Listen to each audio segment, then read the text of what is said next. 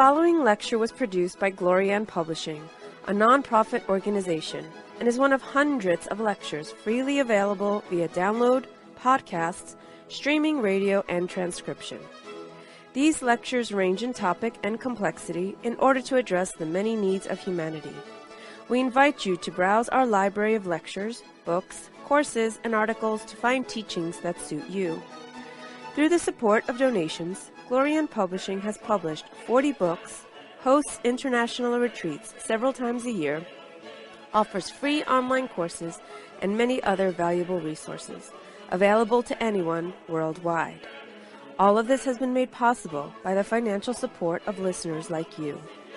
Your donations make it possible for this free public service to reach thousands of people every day. To make a tax-deductible donation in any amount, even anonymously, visit gnosticteachings.org. Now, with heartfelt wishes for the end of suffering for all creatures, we begin the lecture. May all beings be happy.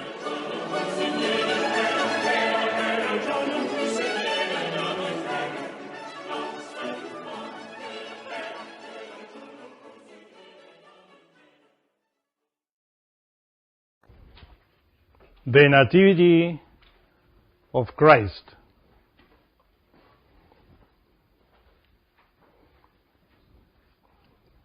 It is important for all of us to visualize, to understand, to comprehend what Christ is. Because there is a lot of mistaken interpretations, assumptions of what Christ is, and also what the Nativity is, which, as you know, is in this day and age is called Christmas. This Christmas or Christ word is rooted in the Greek language, which in Greek is written with a letter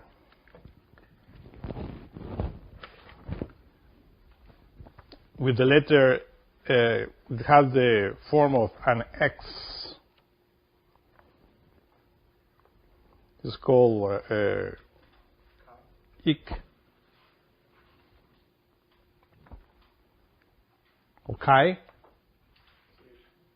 C-H-I.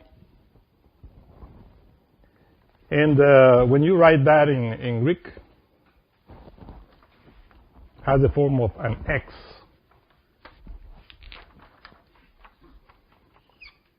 Which gives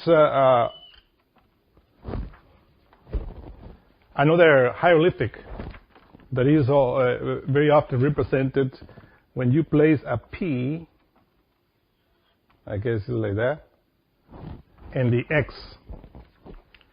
But really, the letter P, which the letter which in Latin is P, is really the letter R in Greek. So when you write X and R, you are, of course, symbolically pointing the activity of Ra, the fire. Because the R is a symbol of the fire in activity. And that Ra, of course, as you remember, if you know, is related with solar force. Among the Egyptian hieroglyphics or Egyptian myths, among Ra, or the god Ra, is of course the solar light. So this X and R, or X and P, as you see it in Latin way, is a very ancient symbol which describes what is that fire or that Christ? Because really, in Gnosticism, we always emphasize that Christ is fire. And that is rooted in the Greek word. But really, the word Christos comes from the Greek word which means anointed. An adjective of kriein, to anoint. So you see that also from this X or CHI letter, Greek letter, come the word ictus. And ictus means fish, which is of course the ancient symbol of Christianity.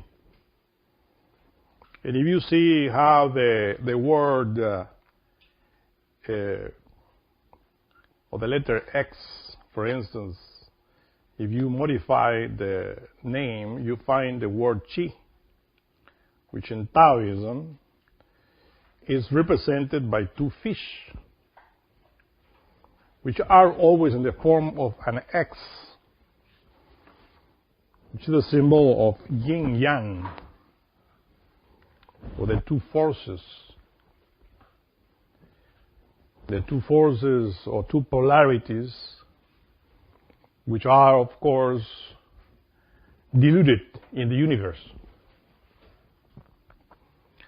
But really, yin-yang are the two polarities of the same energy, the chi or ki energy, represented in the X and P or XR or the Greek alphabet.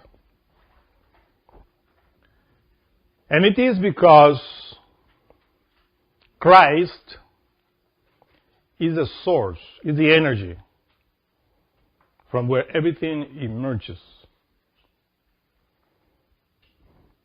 When you observe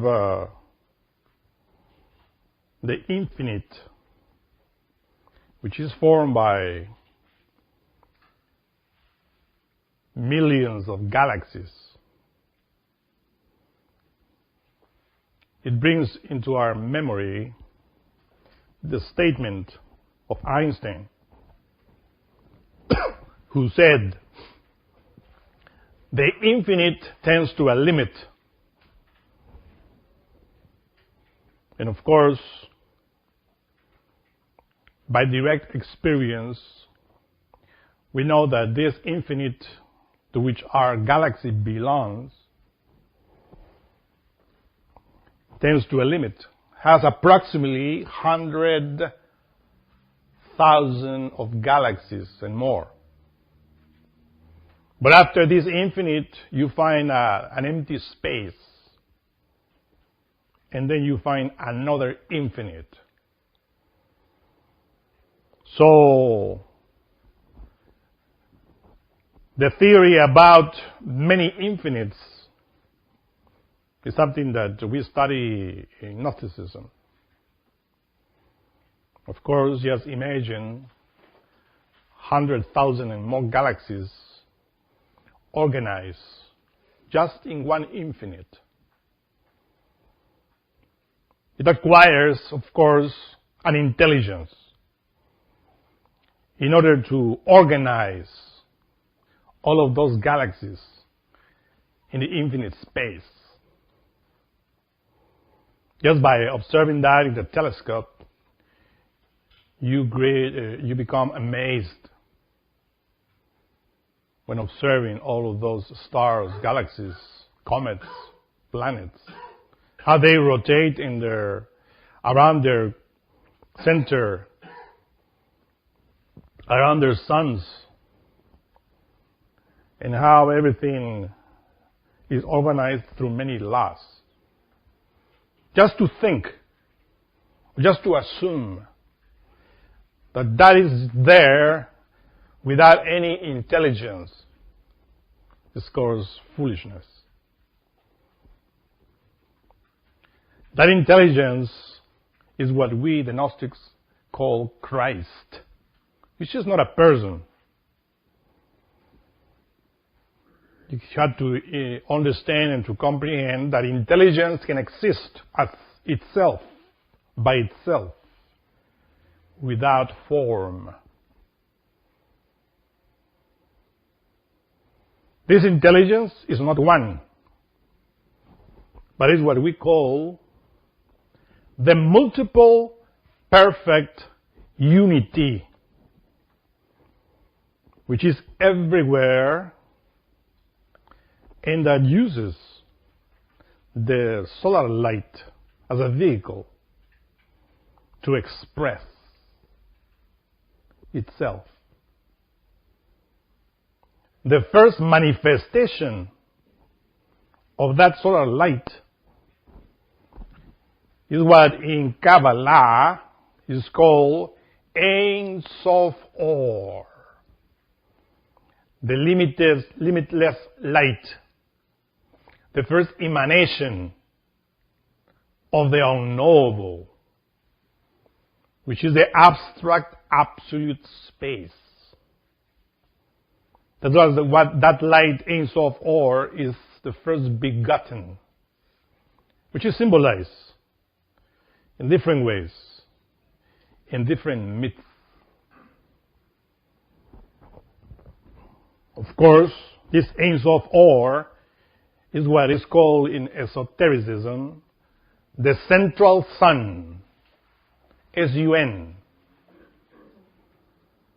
where all the intelligences that organize this infinite of Einstein exist.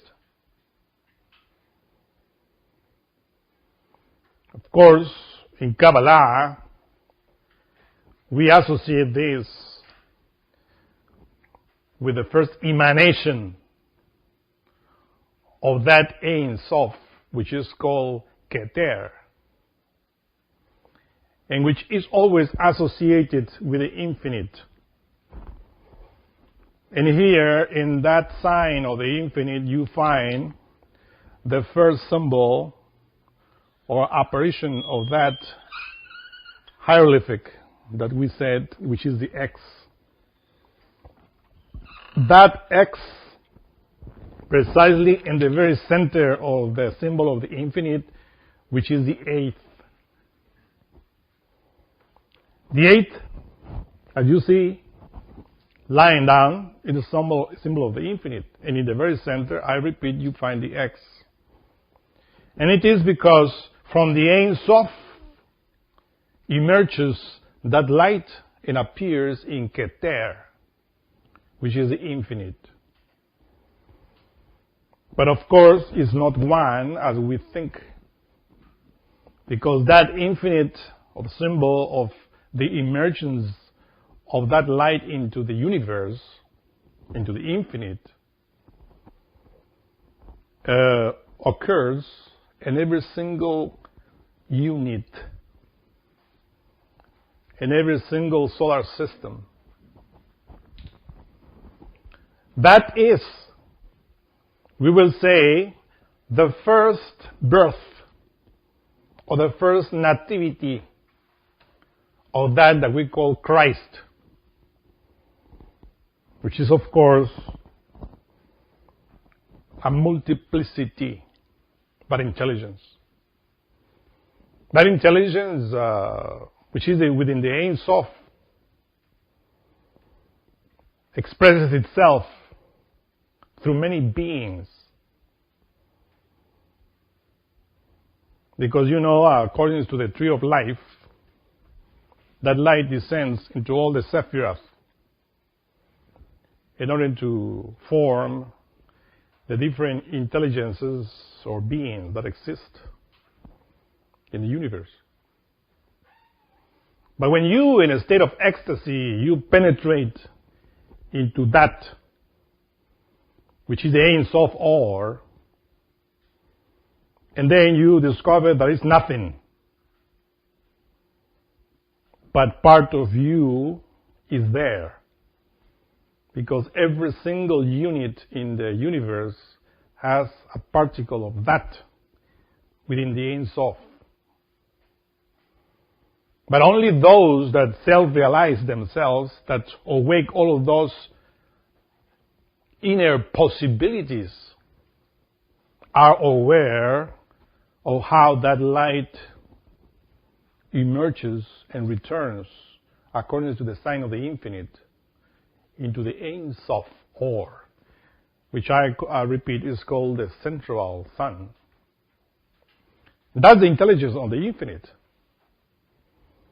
which acts everywhere. That's why we said his circumference is everywhere,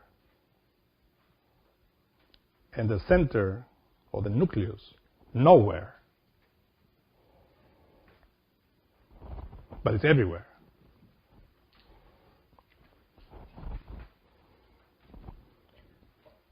The intelligence of the Ein Sof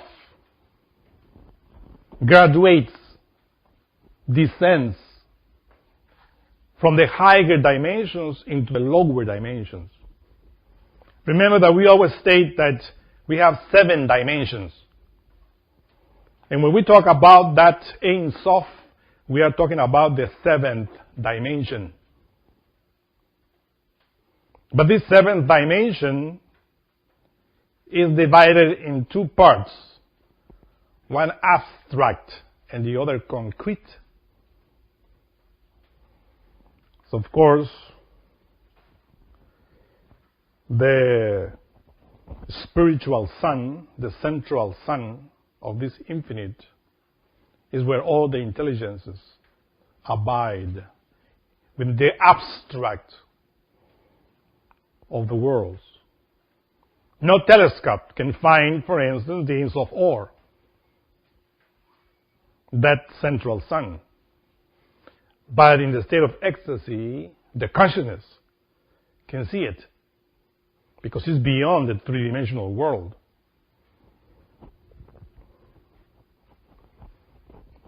When you descend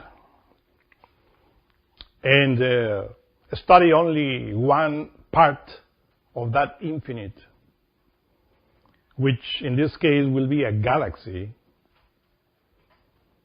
and then you discover that solar light, that force, unknowable force that comes from the abstract space, organize the intelligences of any given galaxy. In this case, because we are in this galaxy, that in this planet Earth we call it Milky Way, we know that all the stars, suns, which are approximately 100,000 or millions of solar systems, which form this galaxy, are gravitating around the sun Sirius, physically speaking. But there is an intelligence in the galaxy that is called the polar sun, which is another spiritual sun.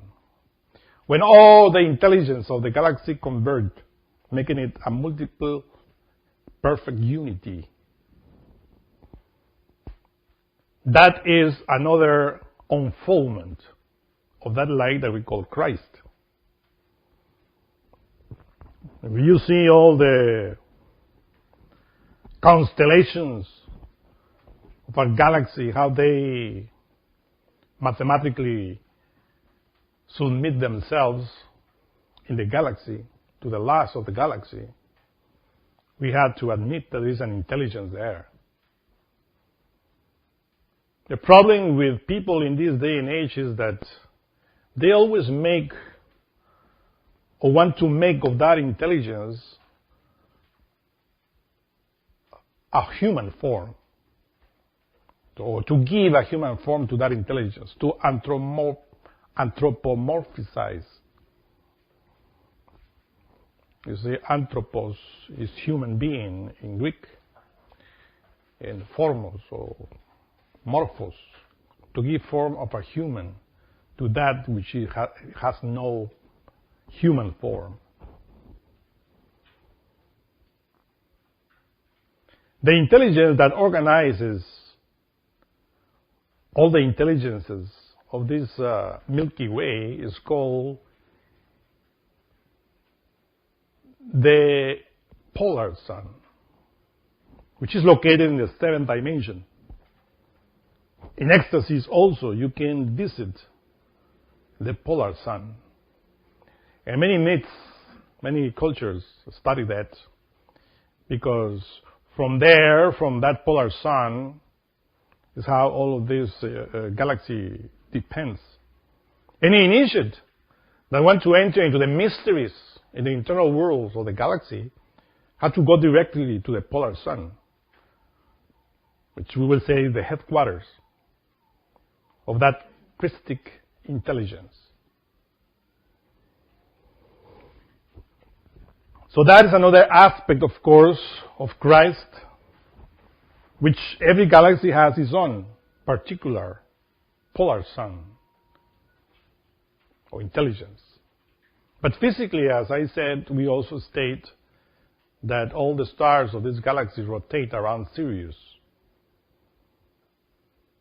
But there are many laws ignored by the people of the earth in relation with the universe, because unfortunately scientists, astronomers only study the universe from the three-dimensional point of view, ignoring that the universe has 7 dimensions,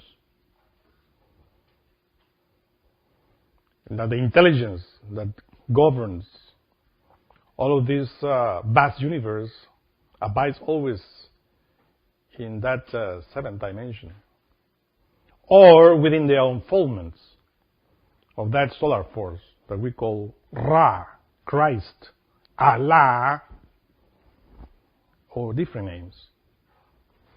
Inri is how we call it in Christianity, which means ignis natura renovatur integra.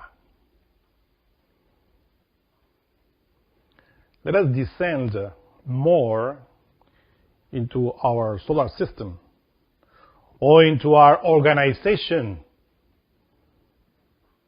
of stars, because you know that our sun, which is the center of this solar system, is a star among many. Of course, that star is a vehicle of that solar light, as many. It's a vehicle of Christ.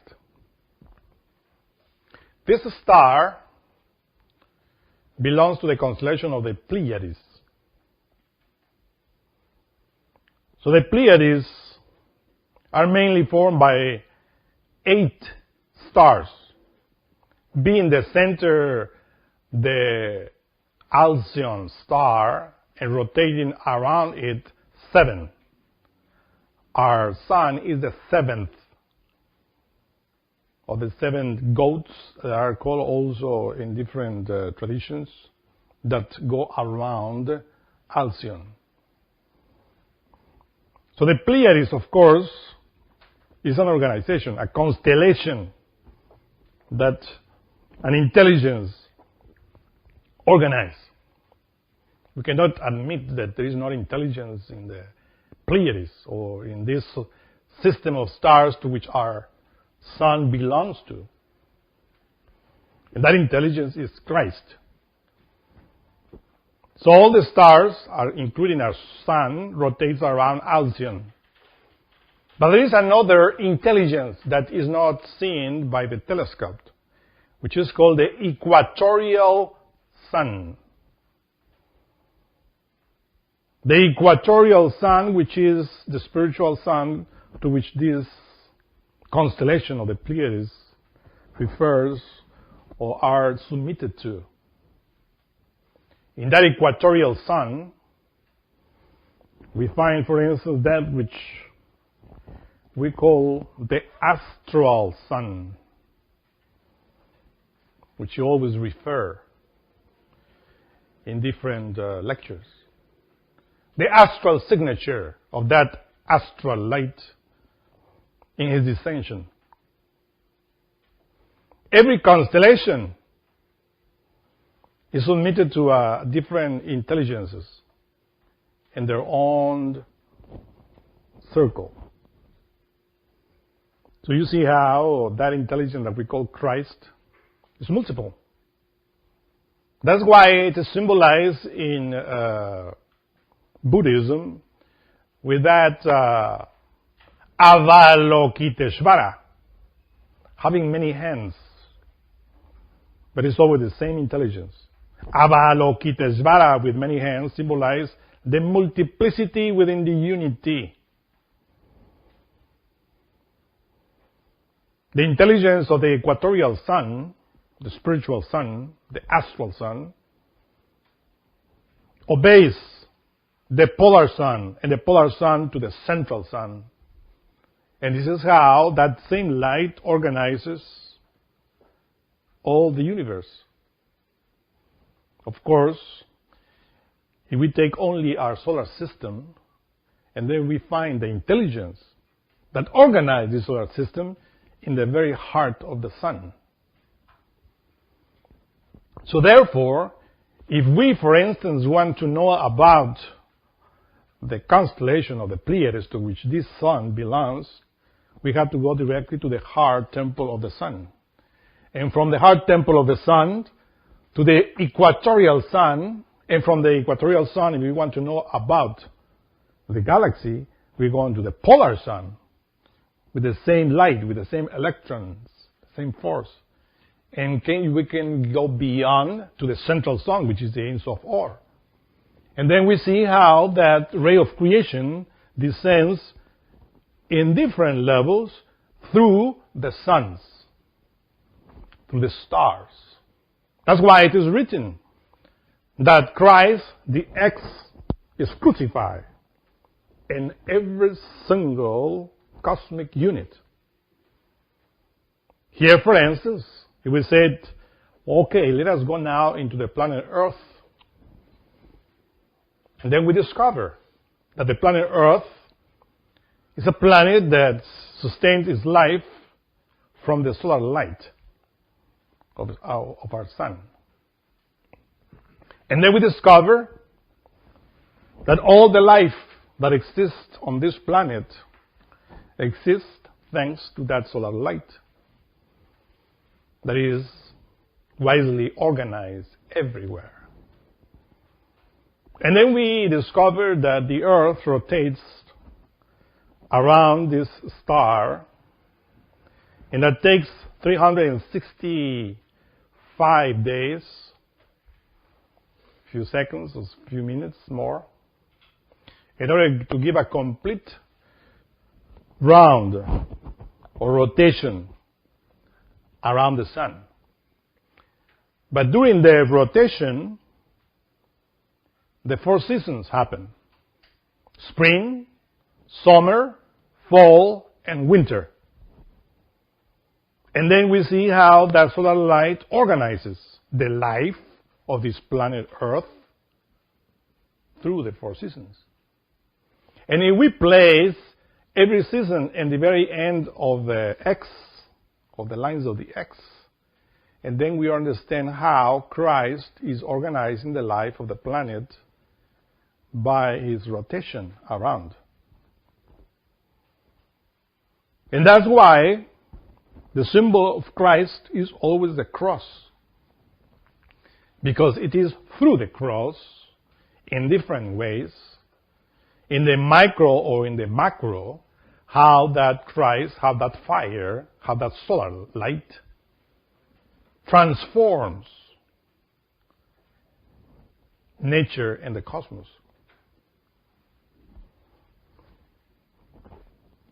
In this planet Earth, we celebrate the nativity of that solar light the 25th of December. And of course,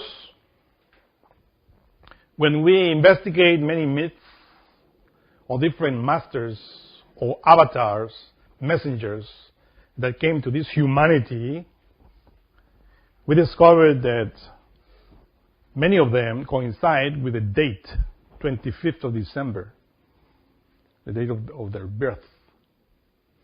And it is because it is not related to their physical birth, but is related to the spiritual development. Because remember that we said the intelligence that we are talking here is spiritual. It doesn't belong to the three-dimensional world. It belongs to the seventh dimension. But in the planet Earth, of course, that solar light sacrifices itself every year. We know that according to the movement of the sun, the elliptic movement of the sun, it moves according to the translation of the earth, or the rotation of the earth around it, from south to north and from north to south. There are two vortices that assimilate that solar energy in the planet Earth, which are called South and North Pole. The North Pole, precisely, is that vertex, or that chakra, we will say in Sanskrit, that brings the energy into the earth. It's occurred a transformation. The South Pole also, of course, obtain that light. But really, the main chakra that sucks the energy of the solar light is the North Pole. That's why you find in different myths, especially in the Nordic myth, how they state that everything comes from the north. Asgard is in the north. In this day and age, for instance, you find the symbol that is very, very, very vulgarized of Santa Claus, which Hollywood make money with it, which is a symbol, of course, very ancient, but unfortunately was taken by Coca-Cola in order to make business. But that symbol is very ancient. Santa Claus, of course, exists as Christ exists, but it's not a person. He's not a long-bearded old man, as many think. It's just an energy that comes every year through the North Pole, which is the solar light. Simple. The Aztecs were celebrating that in ancient times. And they always used three primary colors in order to invoke that energy. But they didn't call it Santa Claus.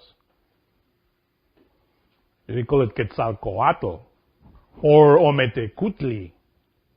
Different names, according to the relation of nature, or the forces of nature.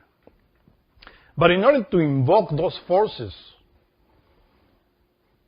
of the north, they were burning, making rituals, burning corals, seashells with the colors, mainly colors, red, white, and black, which are the main colors that appear always in the vesture of Santa Claus. Red, white, and black, which represents the different activities of that solar energy when entering through the North Pole.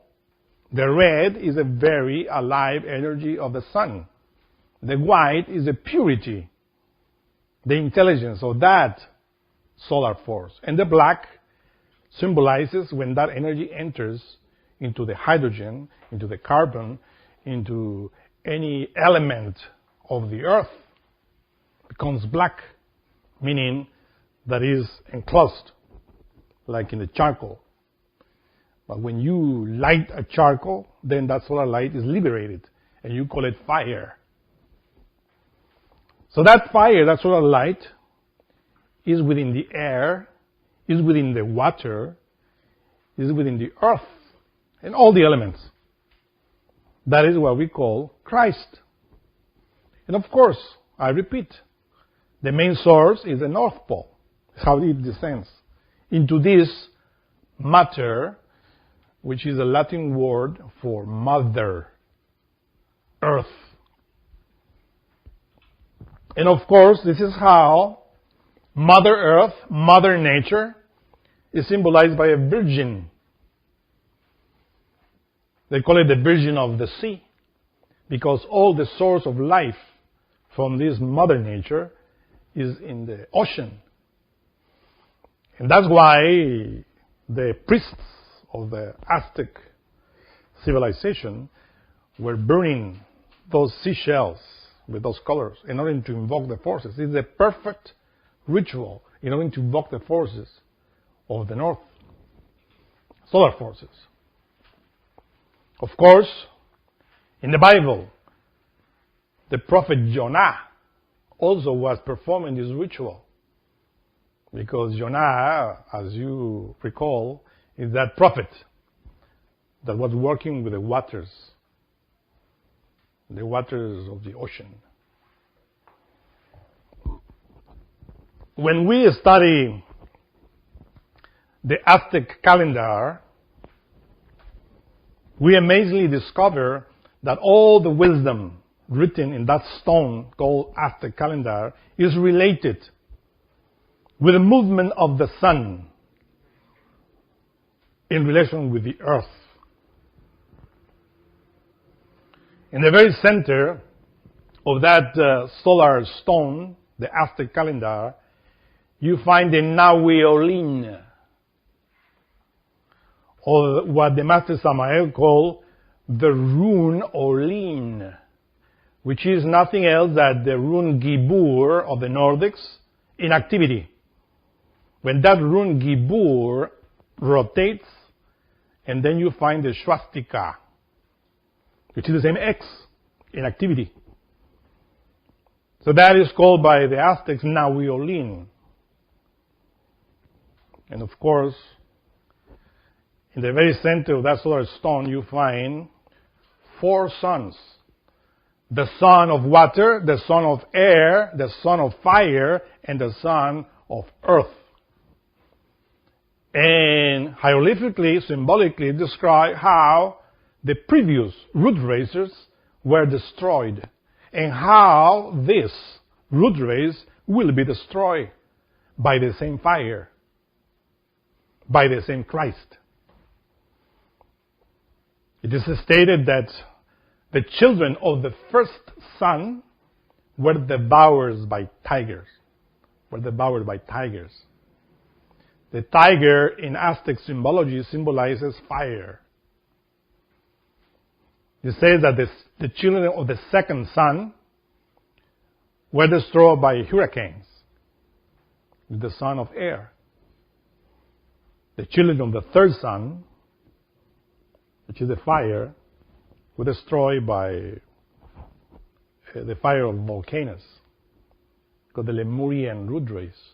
And the children of the fourth son, which is the Atlantean civilization, as you know, were destroyed by the waters, were the son of water. So we're destroyed by the same energy, the solar force, the Christ. Because Christ, I repeat, is an energy that abides everywhere. And that's why Peter states in his second epistle, when he says, in the time of the end, the elements will burn with fervent heat, and the earth and everything that is within will burn alive. Talking about this root race.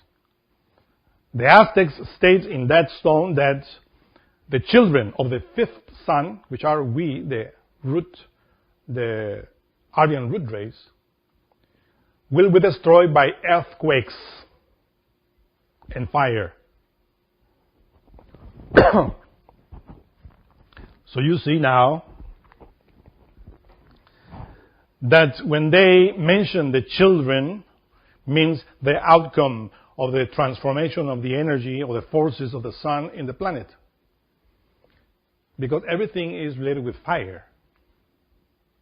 And fire is precisely Christ. But when the outcome of the fire, it doesn't work, it's not good, the fire burns it and creates new things. What the fire wants is for every single unit that is in charge, that he is in charge of, to be aware, to be conscious, cognizant of it, in order to help it into his work. So that intelligence, of course, abides within us. That solar force. Christ is within everywhere. But to retain, to transform that energy in us is precisely what we have to learn.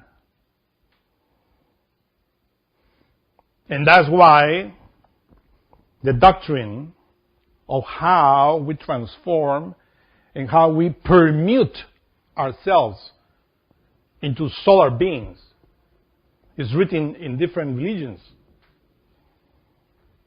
You see, the permutation of the animal into a human is something that only Christ can perform.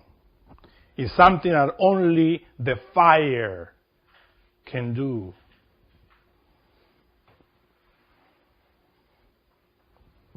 And of course, that fire, as you know, abides, transforms into the body as a creator, and dwells in their sexual glands. And that's why the Great Arcanum, the Secret of Secrets, sexual magic, is a way in which Christ works with. Paul of Tarsus stated in Galatians, the chapter 3, that to Abraham was given all the promises, and to his seed. And he says, but it's not written into his seeds as of many, but only as one, to your seed, which is Christ. And of course, that's why people mistake and think that that seed or the generation of Abraham into this David and to etc., will become Jesus Christ, the Messiah. Without investigating deep into this, because Christ is not Jesus of Nazareth, even though he incarnated it, and it still is within him. But Jesus of Nazareth, the master of Veramento, that came to this planet Earth in order to represent the drama, this cosmic drama, and of how we incarnate and permutate ourselves into solar beings. He came in order to represent that, to show us physically how to do it. And people misunderstood the message and thought that he was the only one. We will fall into the same mistake if we think that Buddha Gautama Sakyamuni is the only one and the only Buddha. There's no more Buddhas. If we understand that Buddha Gautama Sakyamuni came in order to represent the way in order to become a Buddha, and that each one has his own Buddha within, then we understand that Christ is a fire, is an energy that is within everybody. And that we have to awake that energy and to develop that energy. And Jesus of Nazareth came in order to teach us how. But he is not the only one that did that transformation. Many masters in the past performed that transformation in themselves. But humanity didn't know.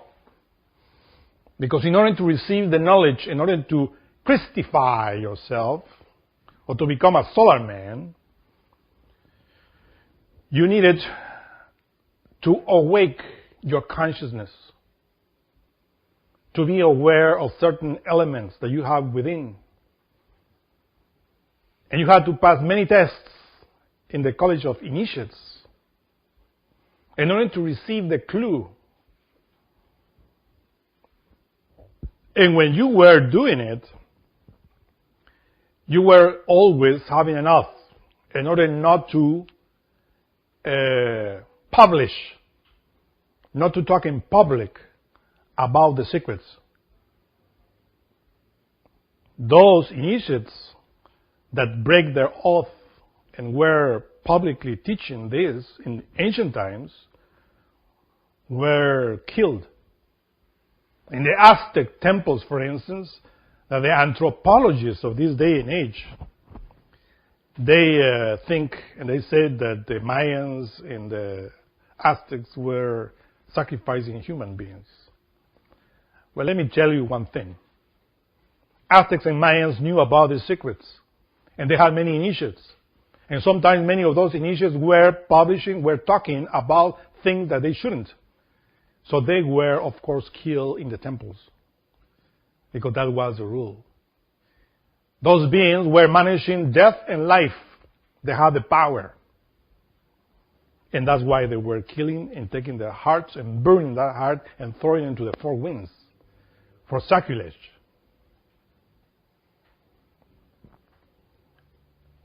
And of course, now in this day and age, the White Lodge, the beings which are solar men, feeling pity for this humanity, gave the permission to talk in public about this. That's why in this day and age you find books and many lectures, and we talk openly about the transformation of the sexual energy and how to enter into the path.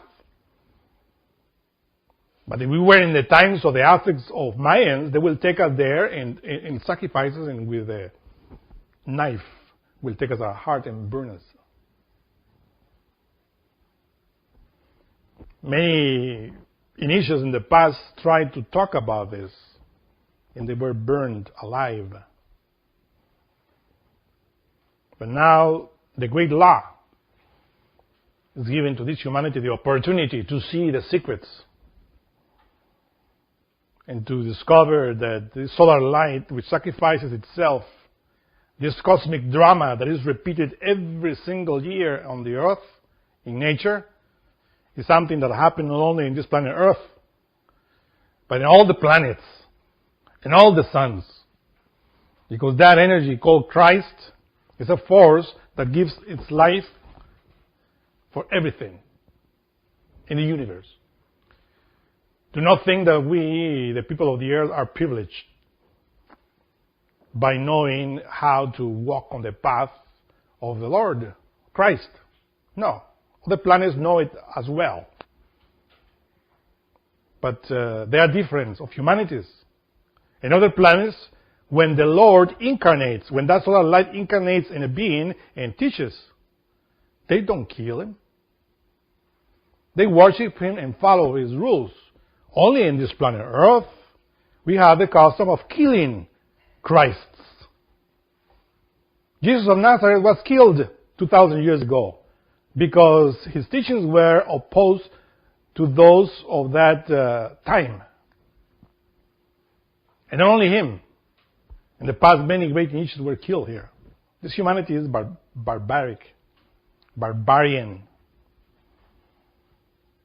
But even though some people think that we are special, we have nothing special. But the law has pity on us. And of course, when you observe the sun traveling from the south to the north, that's why you see here in the north. Right now, the days are very short and the night is very long, because the solar light is in the south. And nature is weak here. We are entering into winter. And nature is dying. And you know that we need a solar light in order for nature to revive, to resuscitate. So the 25th of December exactly, in this planet Earth, starts the moving of the sun, of the solar light, towards the north.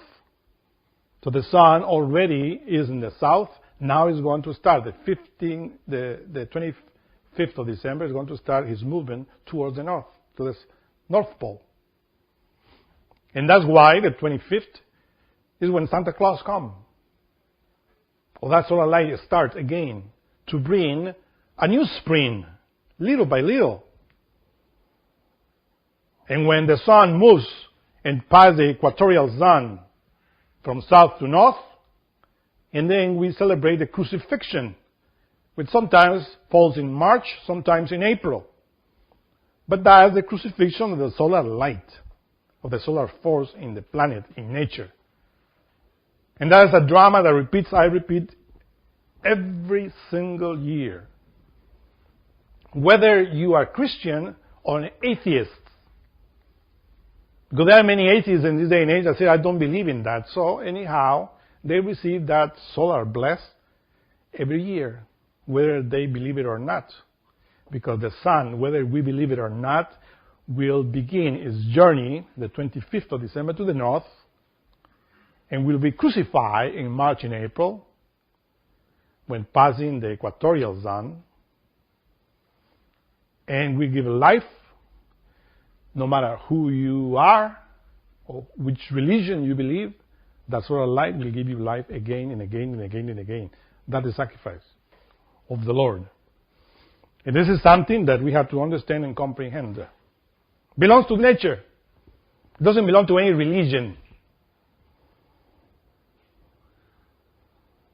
The benefits of that sacrifice goes into your body, into your mind, into your psyche, into your spirit, if you know how.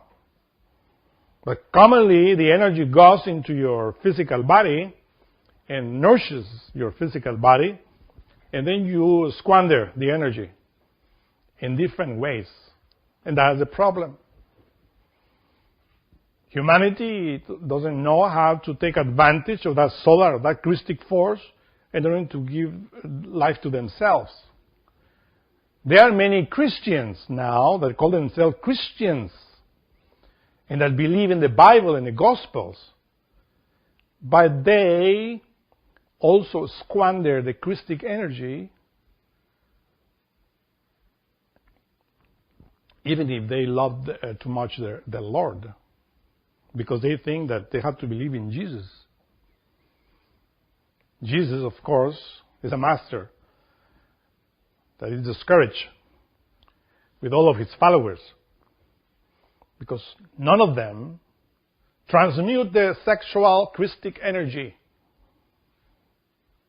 They accept their teachings, but they don't practice them. In order for us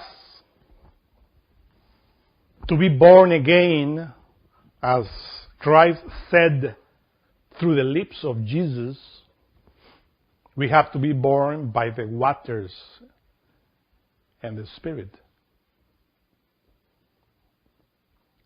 The waters and the Spirit are the symbol of this thing that we are talking. The Spirit is the solar spirit of life that is called Santa Claus, and that comes and plays the gifts into the heart of those that are working with that fire, with that force. Every single year, the 25th, that fire enters into the planet through the water, through the air, to the fire, to the earth, and into the body of the animals, plants, human beings, and minerals. Every single year enters and gives that gift, which is life.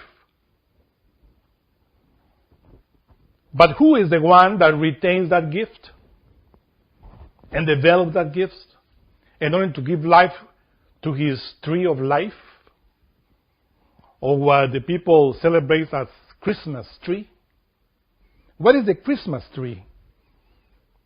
You see, the Christmas, Christ, that we say that is a solar energy, and the Mass is a rite.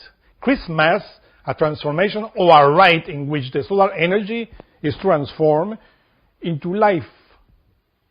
And the tree of life is always studied in Kabbalah, represented in the spinal column of every single person. The spinal column is the tree of life.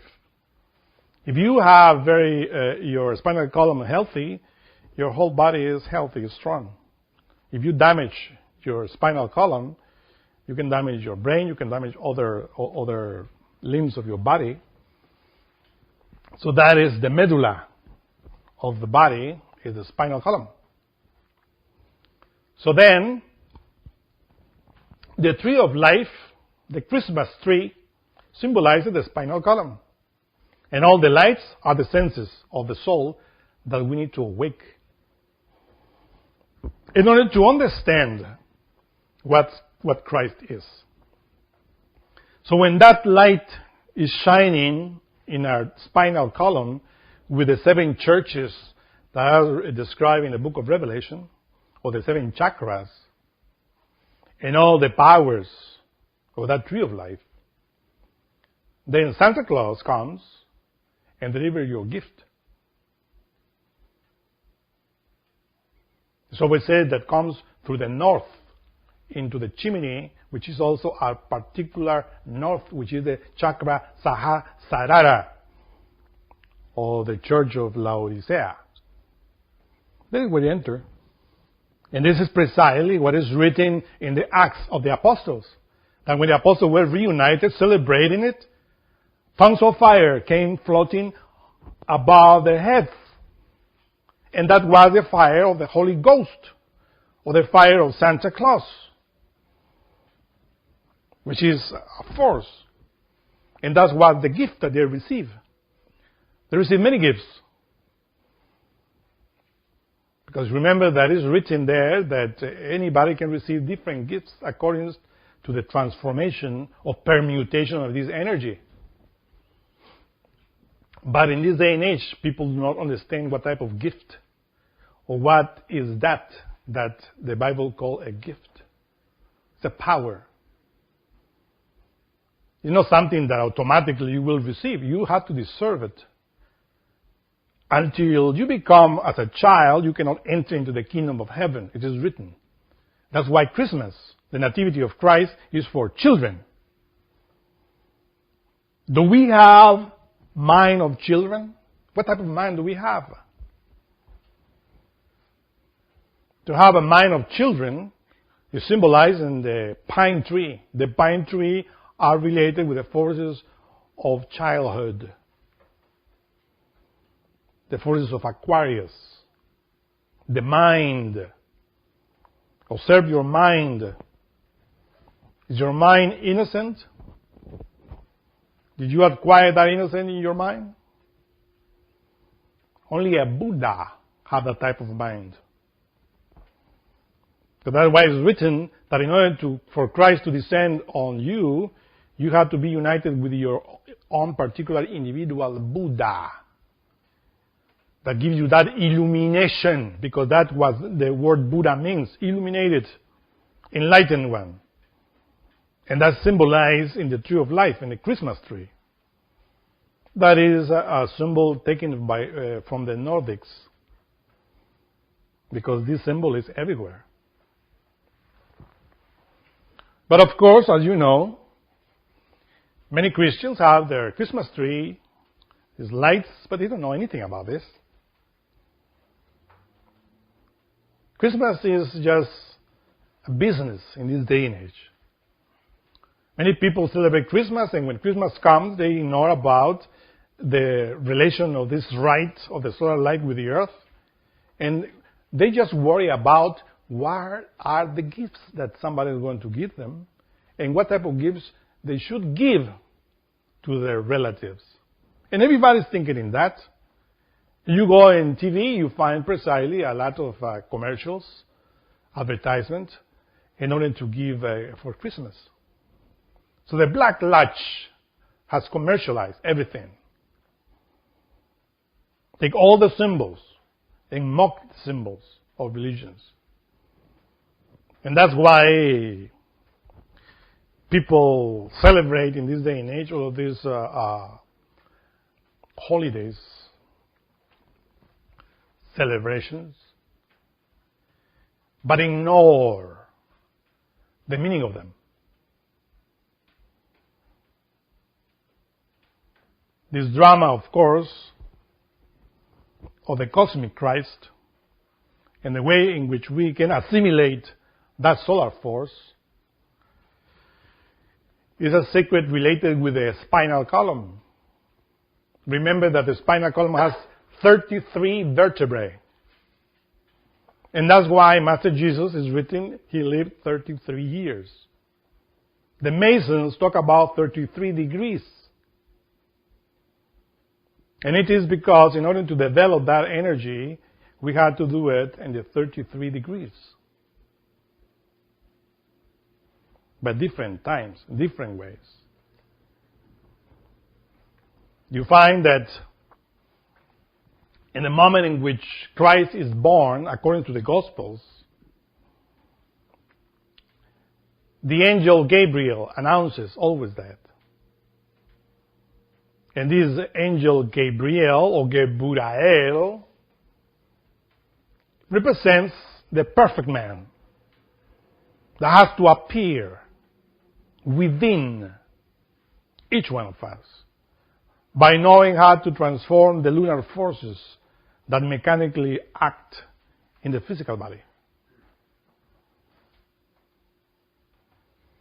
And of course, Mary, the mother of Jesus, represents Mother Nature. And as Mother Nature is in the planet Earth as well, Mother Nature is represented in our physical body. This nature in us has to become virgin. To become virgin is to become chaste, but not the chastity that people think or have the idea of. It's scientific chastity. When we enter into scientific chastity, and then our own matter, our own body, becomes virgin. And only a virgin can give birth to that light within. Do you understand that? That means that a fornicator, an adulterer, somebody that is squandering the sexual force is not a virgin. We are not talking here about that virginity that in this day and age people think. That is just related with the sexual organs. If you never had sexual act, you are virgin. If the woman has the hymen, is virgin. No, it's not that virginity. This is the virginity of the psyche, the virginity of the soul, in which we learn how to transform the sexual energy in scientific chastity.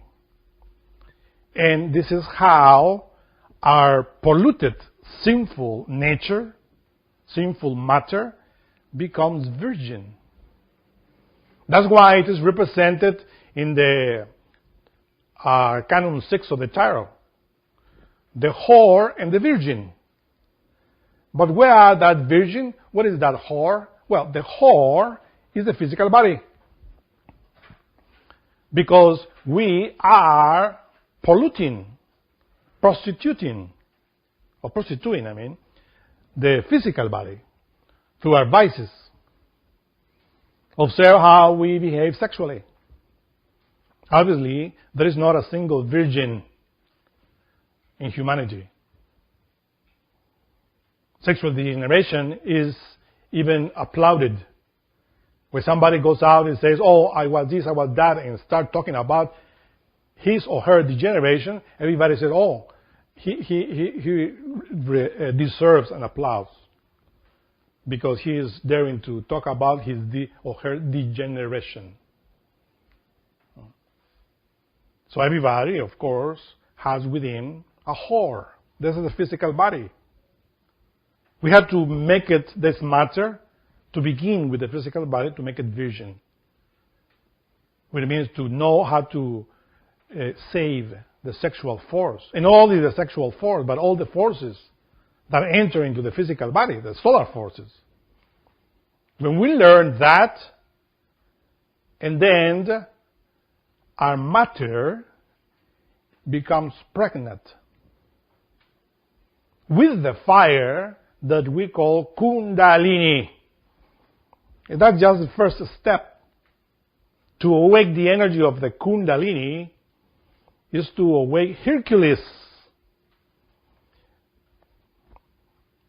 This is the symbol in Greek mythology. Heracles. Hera is the mother. And Kleos means the aura. Heracles means the aura of Hera, or the fire of Hera within the body. That's why it is written that when Hercules was born, when Heracles was born, Mercury took him. And that Mercury is precisely the symbol of the sublimation of the sexual energy. He took him to Hera in order to suck the breast of Hera and to give him immortality. And it's written that when Mercury put Hercules into the breast of Hera, the wife of Zeus, Jupiter, Hera was sleeping. And when she awoke and noticed that Hercules was sucking her breasts, she was angry and pushed him away. But Hercules already took a lot of milk, a lot of wisdom, a lot of knowledge, a lot of energy from nature. And it is written that that milk, because he was sucking the breast so strong that when he pushed him away, the milk sprouted out into the space and the Milky Way was born. Of course, the symbol, as you know, if you read that between parentheses, then you understand. The Milky Way, the galaxy, was born from the breast of Hera, a beautiful symbol of Christ, of the aura, of the Divine Mother, nature, or cosmic Mother. So then, you have to understand and comprehend that. Do you worship the Divine Mother Mary? Are you Catholic? Or are you Hindu? You worship, for instance, the Divine Mother, Kundalini, Shakti. It has many names in Hinduism, different aspects. Do you worship the Divine Mother? Well, let's understand and comprehend the Divine Mother expresses itself to your matter, because that's what the physical body is, a matter. That's why in Kabbalah, Malkut is represented by a female aspect. And Malkut is a physical body. You want to receive Christ? Well, make of your physical body, of your Malkut, a virgin, means chaste. And that starts by avoiding the abominable spasm, the filthy orgasm of animals. Because the animals cannot retain Christ, because they naturally, mechanically, instinctively fornicate. But we learn, we receive knowledge in order not to fornicate. If we transmute the sexual energy, and then our matter, our body becomes virgin. And from that virgin is born the child. That child that everybody worships and celebrates, the 25th. That child was born in Jesus. That child was born in Moses, in Buddha, in Krishna. That child is fire. That fire is Christ, the Son of God. All the first begotten, the first emanation of the unknowable divine, which is the abstract, absolute space that we can call it Father, cosmic Father, that has no shape, has no form. That is the first step. But that Christ has to be born not only in the physical body. That Christ has to be born in the vital body, astral body, or emotional body, mental body, body of will, body of the consciousness, and the body of the spirit. Those are the 7 steps that we had to take. And Christ, as fire, has to enter into every single body or every single part that we are. So, the first matter that becomes virgin is the physical body, and then the vital body, and then the emotional body. So Christ has to be born within your emotions, within your mind, within your will. You know that phrase that is written, Father, if it's possible, take this cup of me, but not my will, but thine be done. That is only possible to utter if we receive Christ in our own particular will.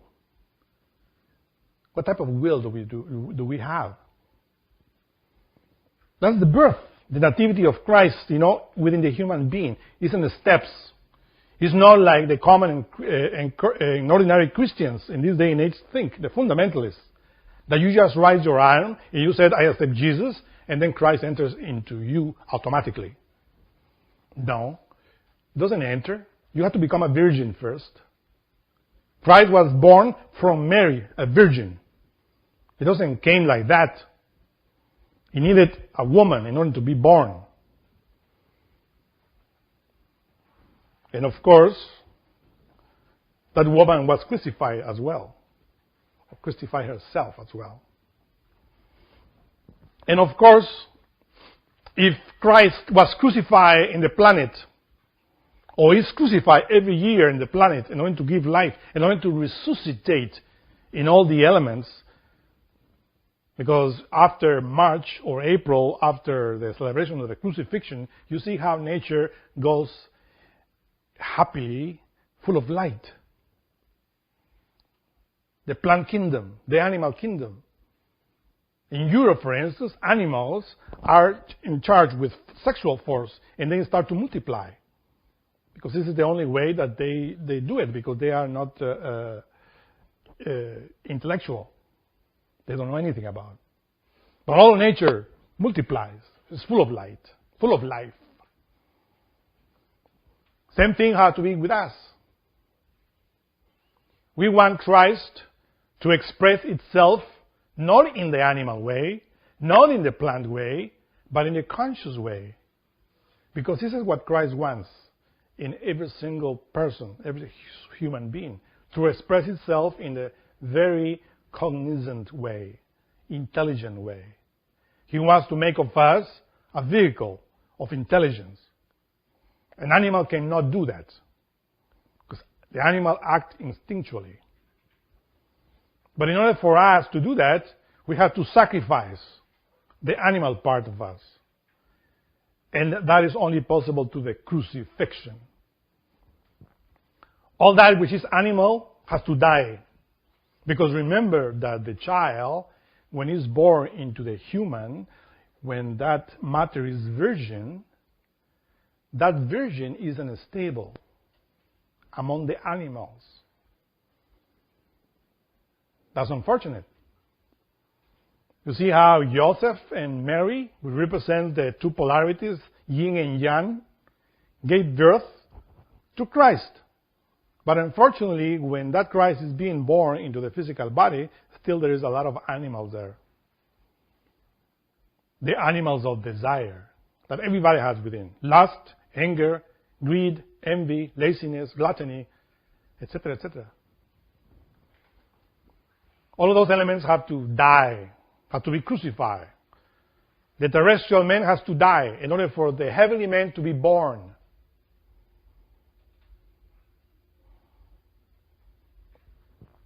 And that, of course, is a process as well.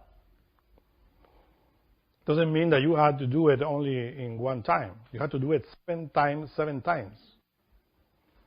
You have to die in your animal behavior in the physical plane, in the vital plane, in the emotional plane, in the mental plane, in the plane of will, in the plane of consciousness, and even in the spirit.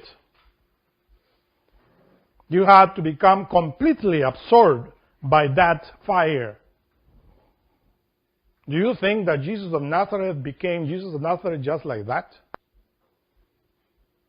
he was working very hard in order to transform himself, as well as Moses and all the great prophets, avatars and masters. They worked hard in themselves. So that light was emerging little by little until they became the same light, part of it. And that is what is called to Christify yourself, to become a true Christian. It's a process. So the same drama that you see in nature, you have to repeat it in your own particular individual body, mind, and spirit. And then you understand what is the nativity of Christ. Christ has to be born in your heart.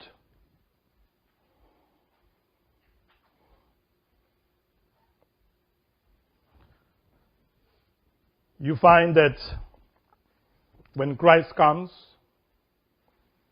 the shepherds come and receive the notice, the news, that the Lord is being born in the stable.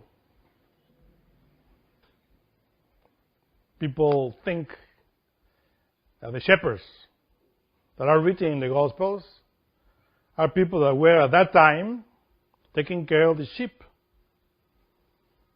And they ignore that even in this day and age, those people that are taking care of other people, other souls, they're called pastors.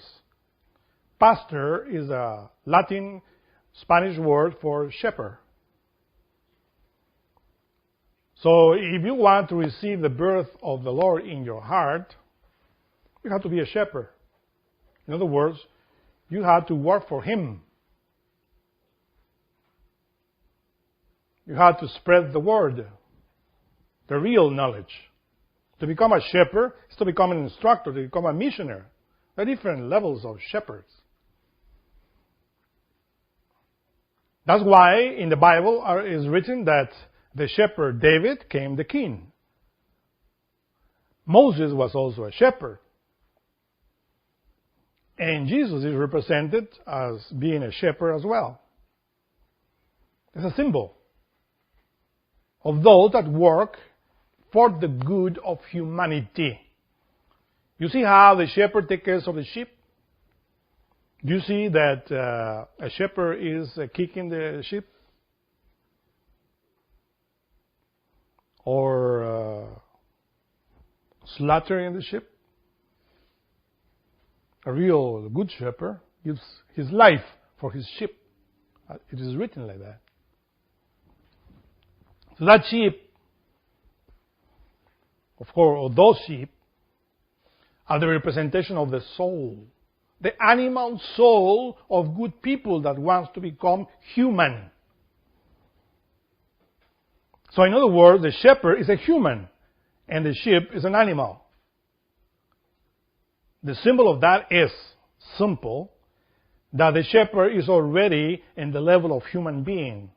That shepherd reached the level of Tifereth, the level of mastery.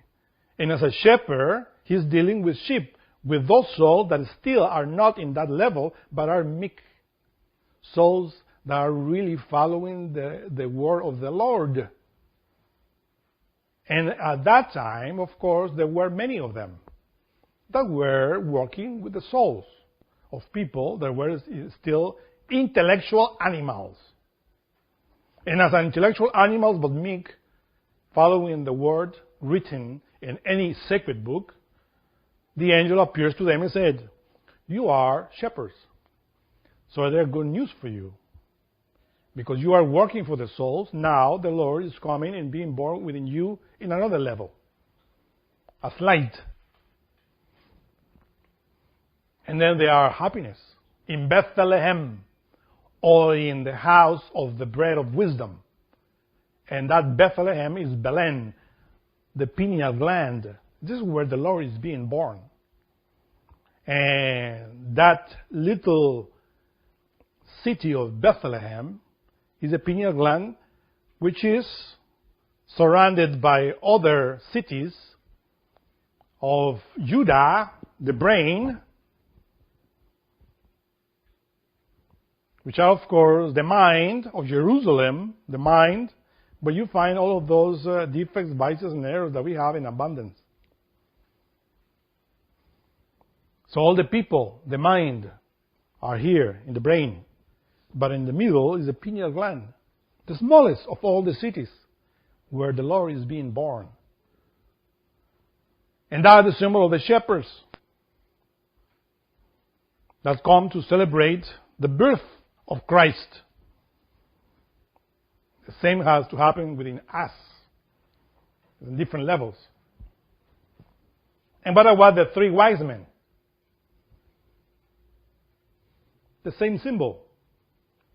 But these are the same shepherds that are already dressed with the Lord, with the light, with the solar bodies. 3 steps. Wise men. Wise comes from the word wisdom. Wisdom in Hebrew is chokhmah. Chokhmah is the second sephirah, which is attributed to the most beautiful atoms of that energy that we call Christ. So chokhmah, Christ, wisdom, makes a wise. To be wise is to have Christ within. So the 3 wise men are 3 steps or 3 categories, 3 degrees in which we incarnate the Lord. In other parts, they are represented with a crown. Crown in Hebrew is keter, the Father. The crown of life is Christ. They are being crowned already, meaning that they are kings, as David, as Solomon, because Christ is within. They are anointed by fire. That is what we call Messiah. Messiah is the same as Christ, or an avatar. Somebody that is a vehicle of the solar light. Christ expresses itself everywhere. So that's why these 3 wise men are 3 levels in which Christ expresses itself within those that are already walking on the path. A black wise man, a yellow wise man, and a white. The 3 colors of alchemy. The first one, of course, is black. Because when you receive the Lord, your matter is black. The fire is still enclosed within different parts of your being, with your consciousness, with your body. And you need to liberate it, like the charcoal needs to liberate the fire.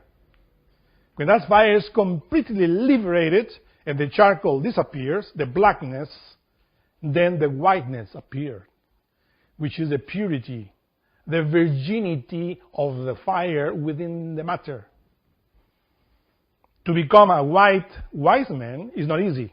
It's the most difficult part. There are many initiates that enter into the first part and become black wise men or black kings, which, between parentheses, in Tiferet, you find the word Malachim in Yetzirah, the word of Yetzirah, the word of the angels. Malachim or Malachim. That means kings or queens. Tiferet. At that level is when you receive the level of Malachim or king. Only in that level you can become a wise man. The incarnation of Chokhmah, wisdom. But in the beginning, as the Master Samael explains in his books, you don't notice the fire within the black, because that black has to annihilate all that charcoal, that black which is within, which is called lust, ego. All that negativity, animal desire that we have within. And by annihilating it, the consciousness, which is fire, which is Christ, is liberated. And then the initiate is shining and shining and seeing more the light and become white. As a white magician, as a white magi, as a white king, or magi, as a white magi, he appears after defeating Lucifer in one step. This is what happened with Jesus. He appears before the multitudes after defeating Lucifer within, as a white magician. But the path has to be walked at a higher level in order to become the yellow wise man. The yellow wise man is above the white. Yellow is the color of gold. That gold has to appear in the initiate. And for that, has to purify himself very much. And of course, that gold appears when the individual is resurrected, with a resurrection. And that gold, that's why the metal gold is a symbol of the sun. You see, because silver is a symbol for the moon, but the gold for the sun.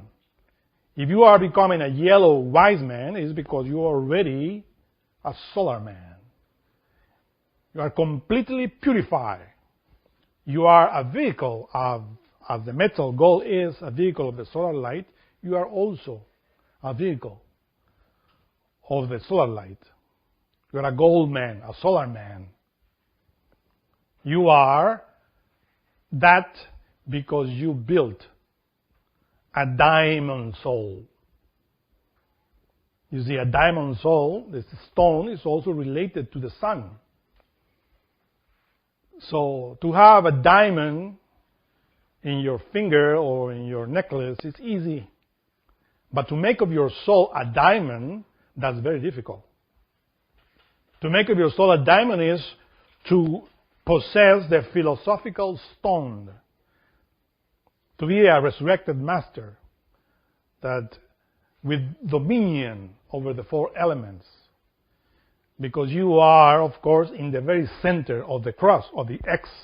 And from that very center, you command the water, the air, the fire, and the earth. Because you are the vehicle of that light, which is in the center of the sun, in the center of the earth, in the center of the Pleiades, in the center of the galaxy, and in the center of the universe. But that light transforms you in different levels as well. There are many resurrected masters that have dominion only in the solar system. Others that have dominion over the galaxy. Others that have dominion in the infinite. Because that light transforms you in different steps. Among the resurrected masters, not all of them have that expansion. Only those that have the wisdom of many infinites can enter into the absolute and become paramarta satyas. That's why when we refer to the Master Jesus of Nazareth, the Master of Veramento, we always bow behind him because he is a paramarta satya. He has the wisdom of many infinites within himself.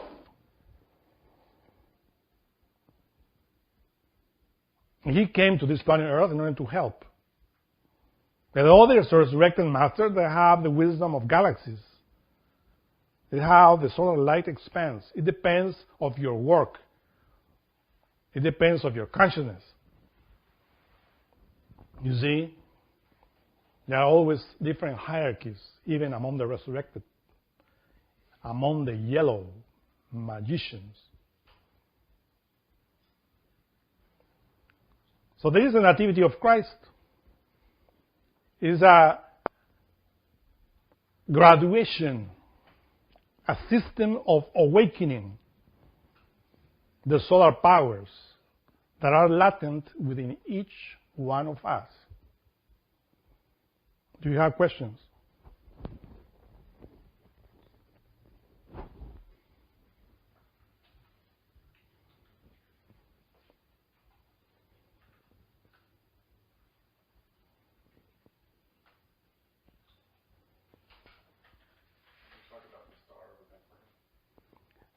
The question is, what about the Star of Bethlehem? Well, the Star of Bethlehem is our own particular individual being. It's our own particular monad, because each one has his own particular Star of Bethlehem.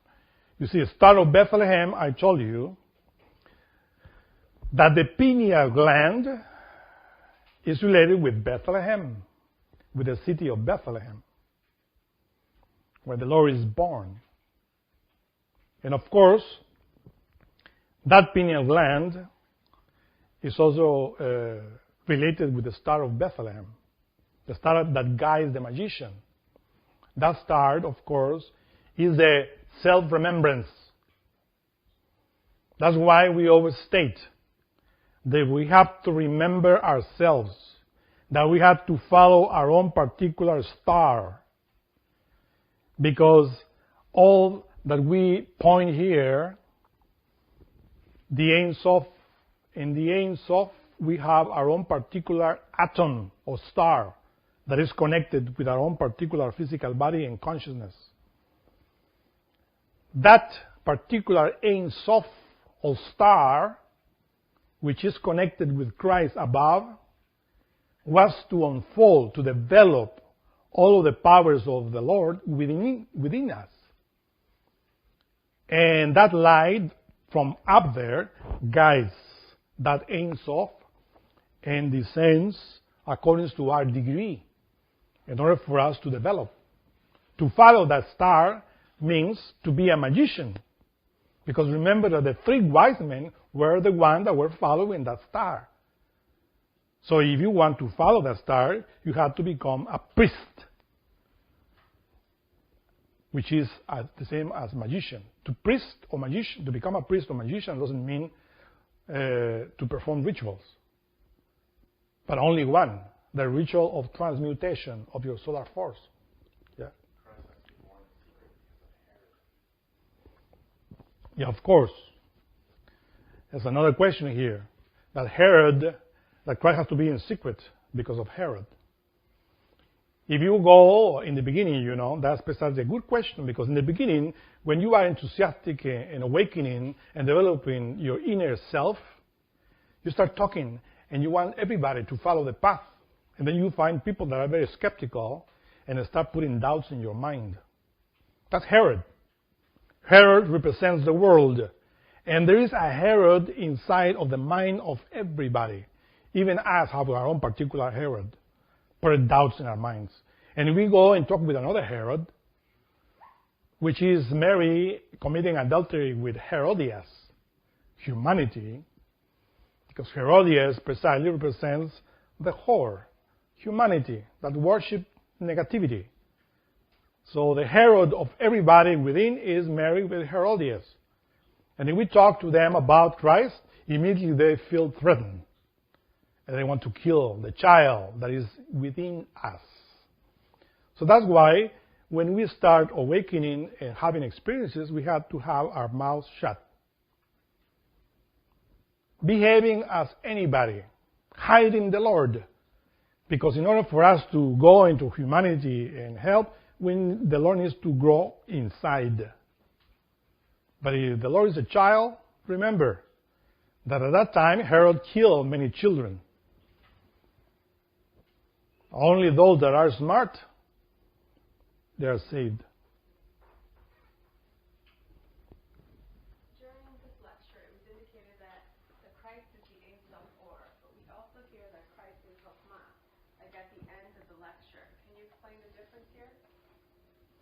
Christ is the light that unfolds in many lights. Christ is one, is the Ein Sof Or, is the ray of Okiranok, the central sun. Christ is the Holy Trinity, Keter, Chokhmah, Binah, Father, Son, and Holy Spirit, whose most beautiful atoms shine in Chokhmah, wisdom. Christ unfolds into the couple, which is Abba and Aima, father and mother. The Divine Mother Kundalini is also Christ. Christ unfolds into the 12 apostles. So every single apostle is part of that light, is part of Christ, symbol. Christ unfolds into the 24 lights, or the 24 elders, which are written in the book of Revelation. Every single elder is Christ in itself in a different level. To the end, Christ unfolds into 49 fires. To put in activity all of those parts of Christ within is to connect all the bulbs in order to have light in your home from the same electricity.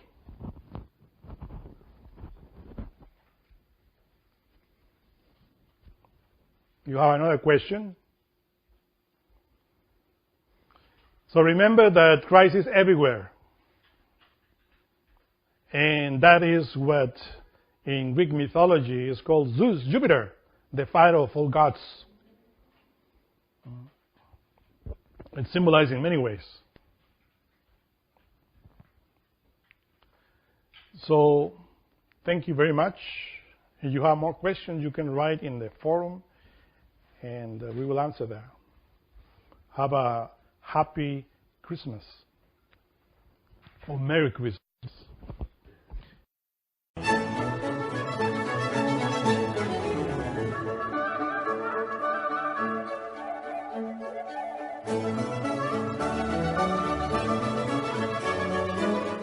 To learn more about what you learned in this lecture, we invite you to explore the books published by Glorian Publishing, available from booksellers worldwide.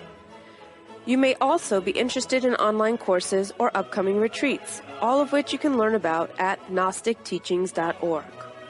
All of this has been made possible by the financial support of listeners like you. Will you help others to benefit from this knowledge? Most spiritual schools recommend a donation of $10 to $20 per lecture. Every donation helps. Make a donation now at gnosticteachings.org. Thank you.